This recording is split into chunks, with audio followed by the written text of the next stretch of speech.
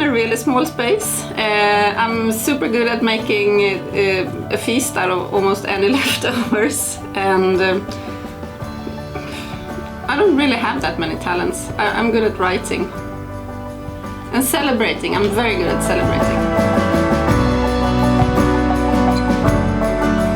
It's an interesting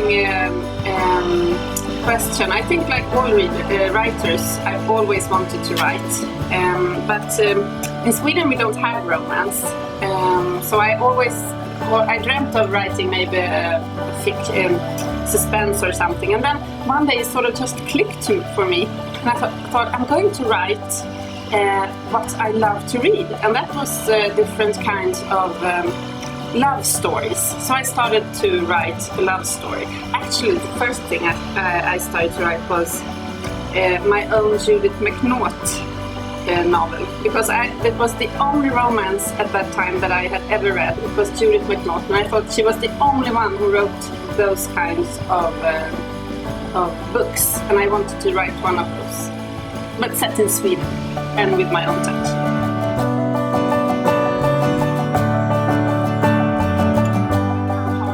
To write happy endings and about relationships and fun stories.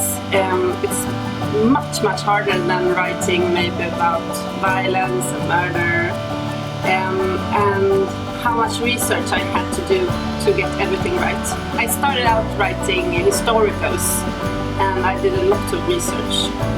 And then I started writing contemporary, and I thought finally I'm not going to have to do so much research, and it turned out that I had to do more research than ever.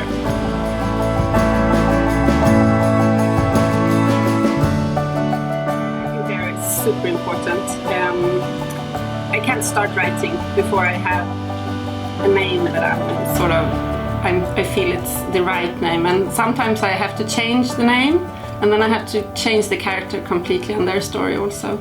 So it's very important with names.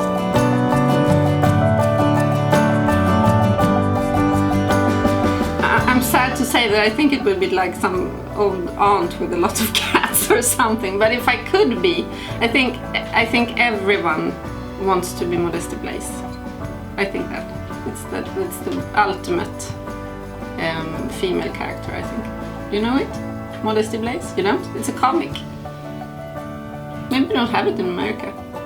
Modesty Blaise and Willie Garvin. They are the perfect couple. And she's like a super strong heroine.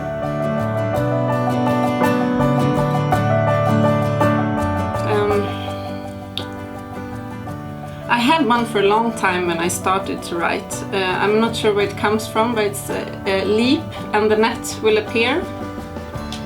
And I think Rihanna said once, she said, always a lesson, never a failure. And I think that is interesting too. That you shouldn't consider things failures, but lessons, that you learn something.